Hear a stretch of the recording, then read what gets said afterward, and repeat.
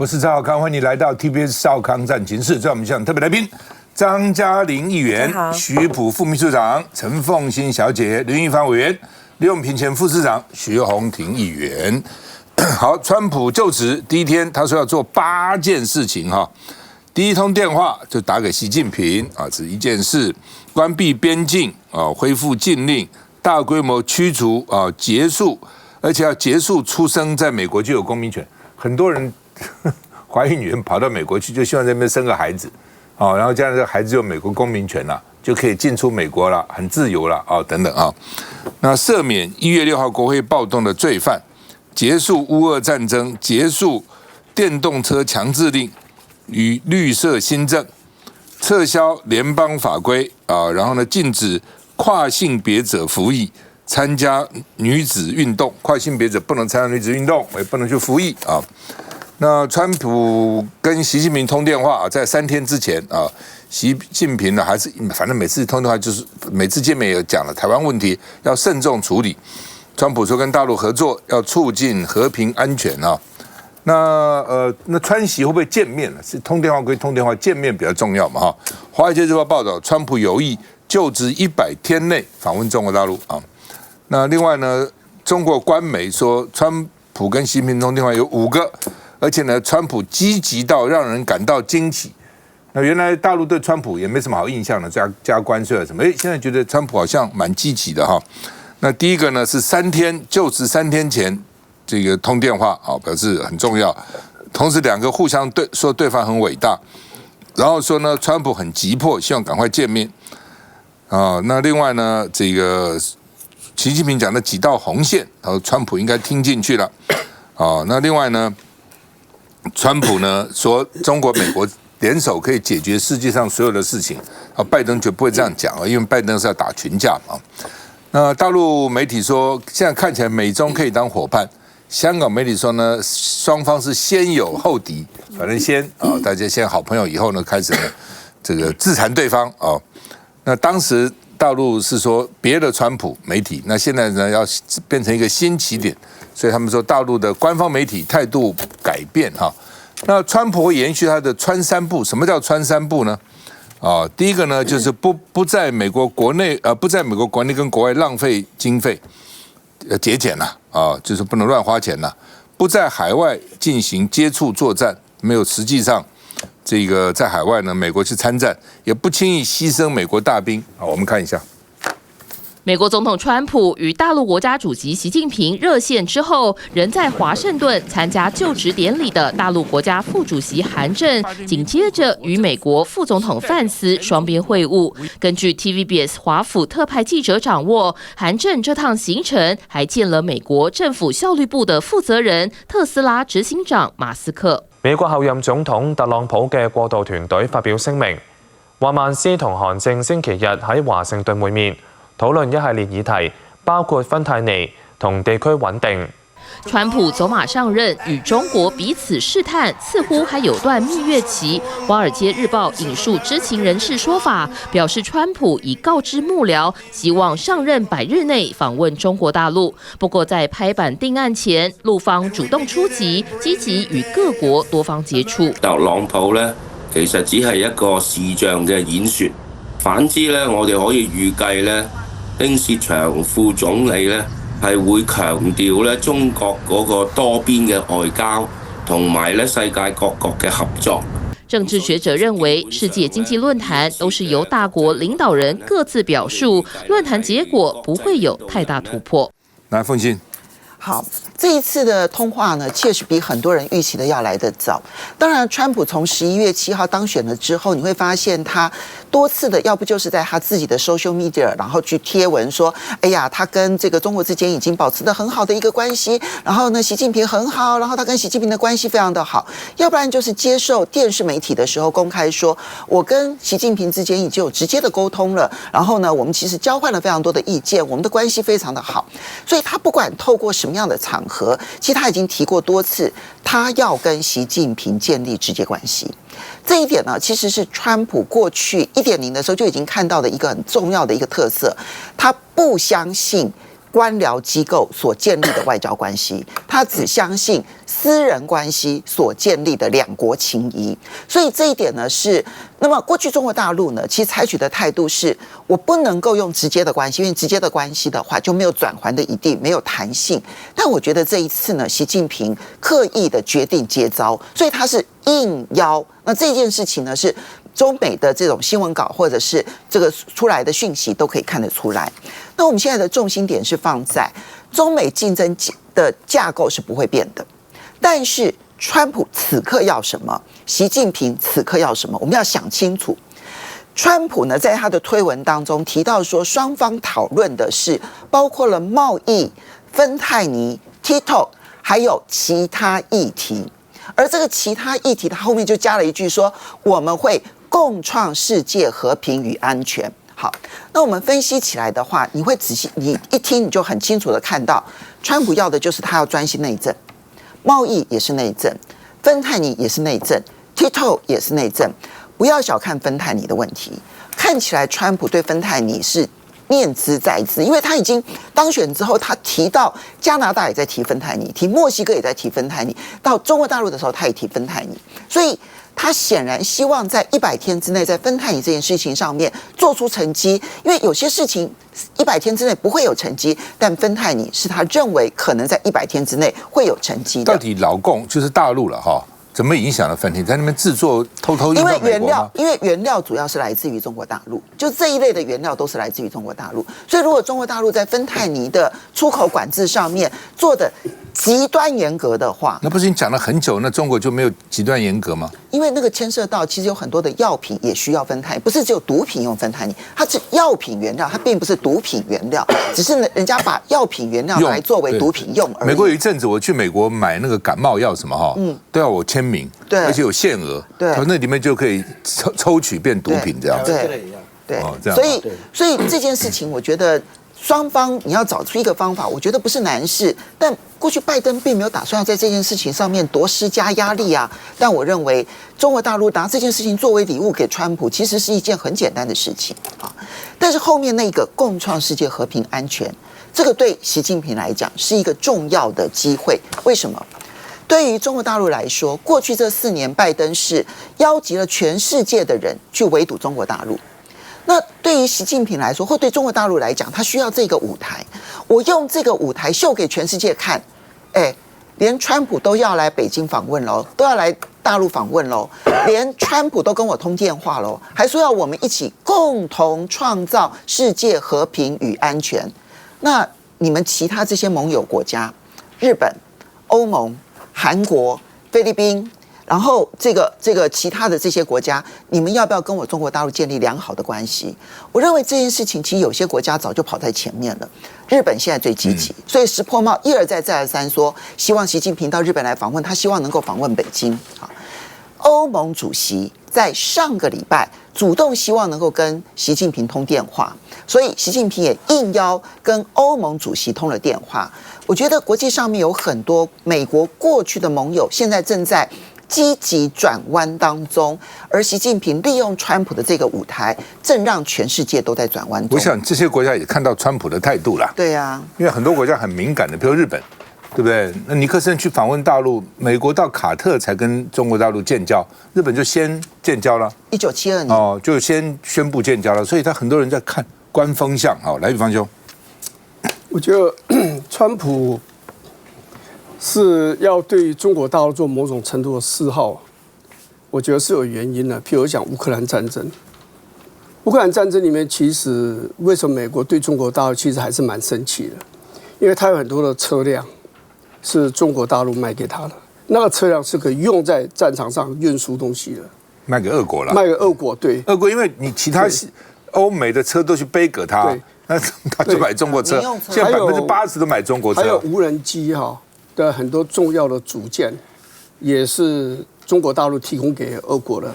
这边其实还最重要的是晶片，因为成熟制成的晶片，全世界生产量最大就中国大陆。那些晶片，但是数量比较大。对，这成熟制成，那个军民两用，所以不仅用在军方，也可以用在民用的工厂。而这些工厂其实就是军队作战的后勤的重要的这个来源，所以他是有求于中国大陆。因为乌克兰战争，川普吹了牛，我上台的24小时我就要把它解决掉。现在改口了。你现在没有办法嘛？说普京不会后退，所以他显然是希望中国大陆对俄国的军事上的资源减少，让这个他比较有意愿意结束这个战争。过来讲来讲去，其实经贸，你想这次川普赢在哪里？就赢在经济嘛，通膨嘛，然后这个某种程度来讲，就失业率嘛，待遇嘛没有提高嘛。所以川普他答应了，就是说我国内减税，但是我所有的问题的补偿不够，财政不够了，全部从关税要拿到。这边有个很好玩的一个数字，这个川普当选的第2年，2017年，这是2016年这个选举嘛哈，2017年4月份，习近平到佛罗里达庄园去看这个川普，当时呢，中国大陆在前一年，就2016年的对美国的贸易的顺差是3470亿美元，3470亿美元。那现在他们两个显然再过一阵子就要见面了，那就讲2024年，2024年中国大陆对美国的贸易的顺差是3460亿美元。显然就是8年来纹风不动，其实这上面有高有低，高的时候都超过1000亿也有，但是这个就是关税，就是对川普来讲就是个万灵丹，我国内可以减税，企业人民可以减税，那钱不够我就从关税。事实上，这个关税是个大问题，我想我们也讲过，拜登当时要扯到后腿，就公布了2023年的美国的税入的那个比例的分配。关税只有在美国2023年税入了2%而已，所以你要扣多少才够？但是不管怎么样，在所有各国里面，赚美国最多钱的就是中国大陆。而川普答应要提高关税，他竞选的时候一度讲中国大陆关税提高60%。11月份的时候他还讲对中国大陆所有的商品增加10%的关税。所以我是认为，川普是一定要提高关税，做的成绩多少不晓得，至少让人民觉得他做的非常努力。所以这个关税这个东西一定会成为川普自己知道，会中国大陆对他最不满的那个来源，那个原因就一定是关税提高。所以我认为，川普作为一个生意人，我先给你笑脸，好，我对你笑嘻嘻的，希望你不要太对抗我，因为我马上要做某件你不会太喜欢的事情了。不，川普策略一向是这个极限施压对抗。他很多年以前就写了一本书怎么样去说服怎么样去这个跟人家这个谈判等等。那时候我就看到，我说这小子不简单，写的东西是这个很厉害的他是跟纽约政府去谈判等等都很厉害。不过这个关税的结果就是说，你出口商、进口商、消费者可能都要负担了，最后美国的通货膨胀可能会高。因为前一阵美国为什么利率一直升就是因为通膨高嘛。那通膨为什么高？跟它这个关税也有关系那另外呢，就是中国大陆去年是外销美国是顺差很多，为什么？年底特别，年底这些出口商担心川普起来加关税，所以呢，出口商、进口商在年底这11、2月就拼命出口，拼命买，把它放在那个仓库里面，免得川普加关税。所以它这个整个的这个变化，最后倒霉，我认为还是消费者了。那我只好转嫁嘛。如果我 profit 很高，你像苹果手机哇，这个毛利很高，那也许我还可以吸收。如果他那个什么纺织品什么鞋子什么杂货，那个毛利已经很低了，你加关税他不转嫁怎么办呢？休息一下再回来。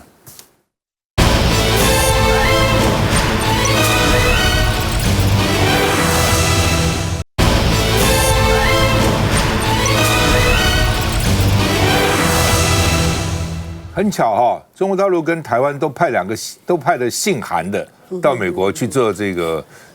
算是特使吧，或是去祝贺川普就职。那中国大陆我们去的韩国瑜大家知道，大陆去的是韩正。本来川普是邀习近平去的，但是习近平怎么可能去呢？所以呢，就派了韩正，也算是高了比王毅高那一般来讲派个王毅就可以了，但是呢，他这次因为你邀我不能去，我就派了韩正去那韩正这次去呢，也见了美国这个等于副总统的范斯啊，而且呢是双方呢谈经贸问题啊。那另外呢也见了马斯克，也见了美国工商界代表哦，希望他们呢继续到大陆去投资啊。那另外呢，我们是韩国瑜啊，那现在能不能进会场大概是进不去了。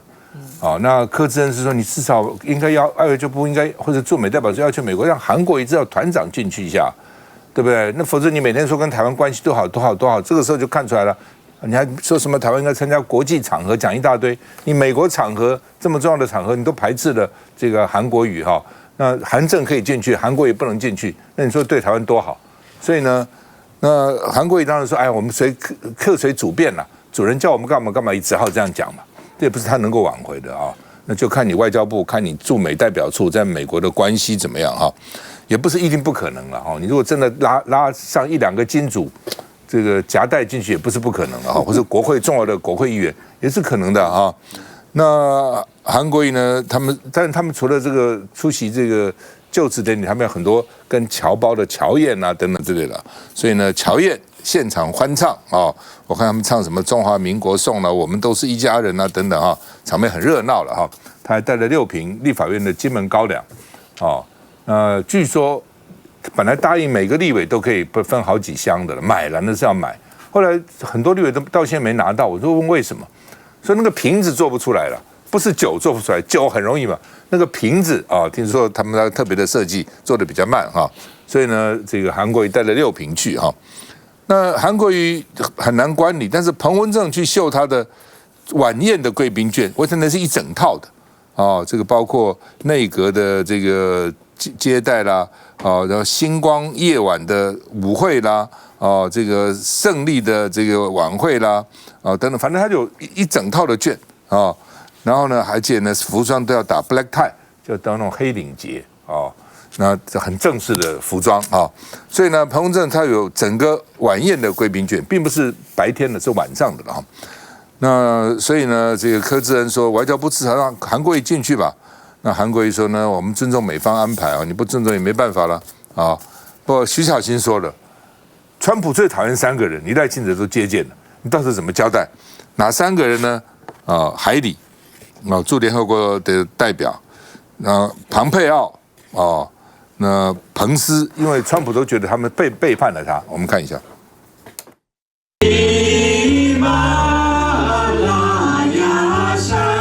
就算麦克风不在自己面前，来到华府与侨胞晚宴，立法院长韩国瑜依旧唱得很陶醉。中华民国，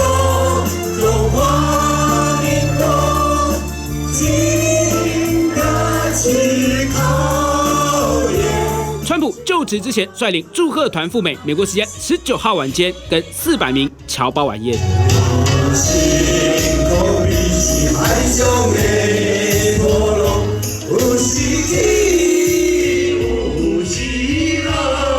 台上开启国台语双声道，十足诚意，要让大家感受得到。韩国瑜甚至跨海带来立院限量纪念酒送给侨胞。我们准备了去年最轰动的金门高粱酒，目前大概还没有任何一瓶漂洋到海外，6瓶可以提供大家来抽签。顶着大风雪，有8位立法委员远从台湾来到美国，传递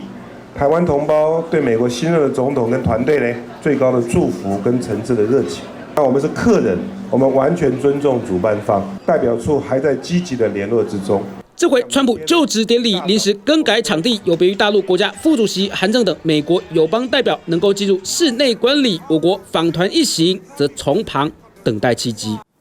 林永平，我们这次说代表团呢没有办法进到这个室内空间去那确实啦，我觉得外交部因为主要带团的人是韩国瑜嘛，或许是他们积极度真的也不怎么高啦，这也是一个事实。可是呢，我觉得这次川普的这个就职典礼确实也是感觉多灾多难因为他为什么更改？本来他是太冷，叫很多人去，就他遇到寒流嘛，所以他就没有办法做户外，就做到室内。就照室内怎么样呢？今天有一个消息啊，是他们的一个媒体啊，这个媒体很有趣，它的英文叫做 Daily Beast 啊，叫做野兽日报哈。但是大家不要认为说那个叫 Daily Beast， 它其实是一个算老牌报纸啦啊。他就爆一个料说什么呢？说在这个周末啊，共和党的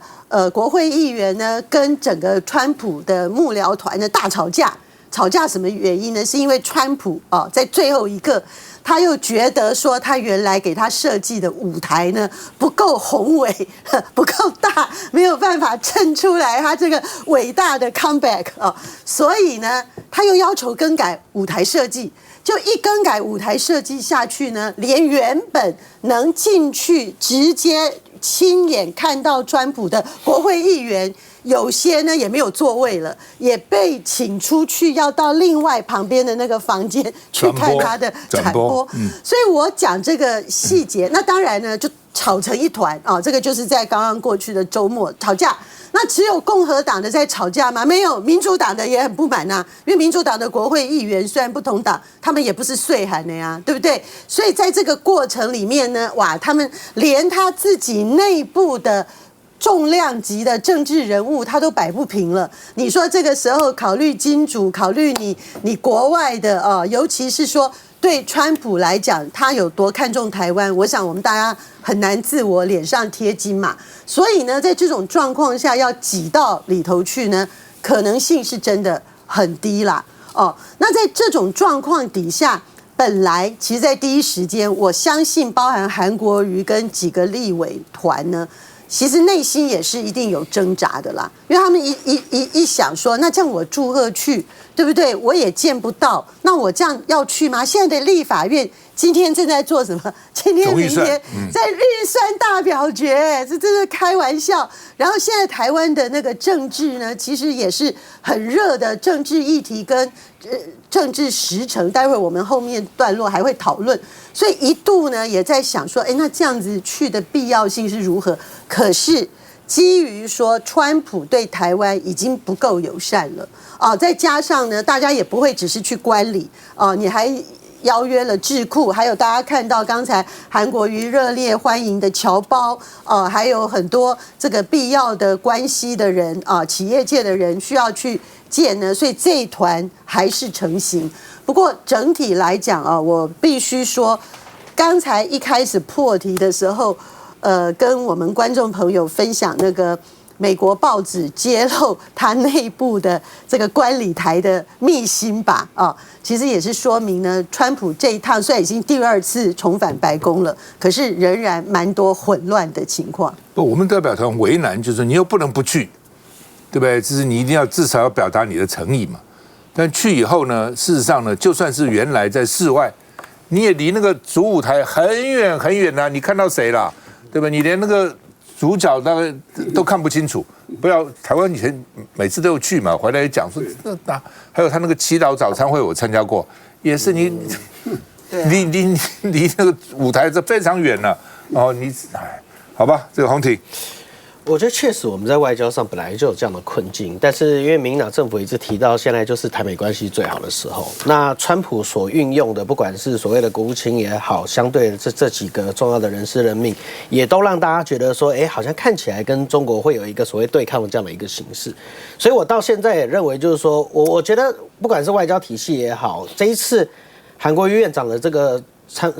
祝贺的使节团，他是代表中华民国。所以我希望我们中华民国的政府，不管是我们的外交体系也好，不管是我们的总统府这些相关的人士等等，我们应该要尽一切的可能，让他能够在所谓的这个就职典礼上面，应该要有一定程度的一个位置，否则这个对世界上传达的一个消息就是，现在是台美关系最好的时候，但对不起，我就职的时候，你可能进不来关键的地方。那这个对整个。我认为这个对整个国际声浪上来讲，它会有一定程度的这样的一个影响，也就是我到底是不是你的 priority 嘛？我到底有没有在你的 priority 名单里面？那可是你可以看到，就是说，川普目前所透露出来的很多的东西，你都可以让大家觉得，就是说，他的这一任，我觉得他会延续他上一任的这样的一个做法，也就是就像刚才我们玉芳委员所提到，在关税上面，我们的贸易逆差有这么大，4000多亿、5000多亿。过去他在利用这样的一个部分的时候，他就是逼中国大陆做什么？你采购我的农业产品，我去弥补。表面上是弥补赤字，其实实务上是在做什么？是在很多的关键摇摆州里面，我在对这些农民跟这些民众，我在给他好处。所以这个是过去川普在很多摇摆州里面，为什么他这一次的选票得票会这么清楚的这样的一个状况？那我认为他这一次在看目前现在的这个状况的时候，他一样关税仍然会是他运用的手法，可是他也很清楚，如果我关税的手法用的太多，那可能会出现全世界系统性的金融危机。所以他一开始就提到，就是说，你看我对加拿大，我对墨西哥都拉到25%，可是我对中国我只做10% 的这样的一个部分。我觉得他有在 setting 一个跟中国有一个不管是先礼后兵也好，先友后敌也好，还是整个所谓的管控分歧也好，他有他一个框架在。那他预设的这样的一个框架，他不会超出来，所以表示什么？表示冲突性，他在管控冲突。那在这样的一个状态里面，川普他接下来他的所谓的任何的招数，不管是所谓刚才我们所提到的，你有没有可能在100天之内先去访问中国这件事情，我觉得也是大家可以关心的这样的一个部分。那川普他的好处跟他的坏处都一样，就是他的不可预测性了。那在这样的一个状况里面，我真的觉得我们台湾要非常非常的小心，每一步都要非常那个。就像巧芯刚才讲的，今天如果我们要邀 Pence 来，他是一个美国卸任的副总统，他到现在在哪里我不知道，他来台湾参加什么活动我不知道。如果你今天要他来，我们就什么大大方方让他来嘛。结果现在 Pence 好像我不知道走了没，但是我知道是前几天过来的。那我们离开跟他走，我们都不知道。那你对这个副总统也不尊敬啊。然后呢，他跟川普又不好，所以我搞不清楚我们的外交体系在做这上面的操作的时候，跟对于美国的这个外交策略的时候，我们的策略到底是什么？如果今天我们把他当作卸任的美国副总统，请你给他应有的礼遇。那如果我们今天所有的标准都是我们要对川普好，那那相关跟他所讲的这些人，那我们就不要邀嘛。那结果我们又邀了他，然后又低低调调的，搞得不伦不类的，我真的觉得很奇怪啊。川普现在第二任跟他上次有什么不同？那上次因为是新人呐，所以那个用的人也搞不太清楚，很多用的人也不见得是他熟悉的。那这次呢，我们看到各种媒体的报道，他比上次更有信心，很多的政策其实比上次呢更激进，但是呢，老美接受他的程度比上次高。对，以前很多老美是反对他，现在大家觉得好吧，看他怎么做吧。休息一下再回来。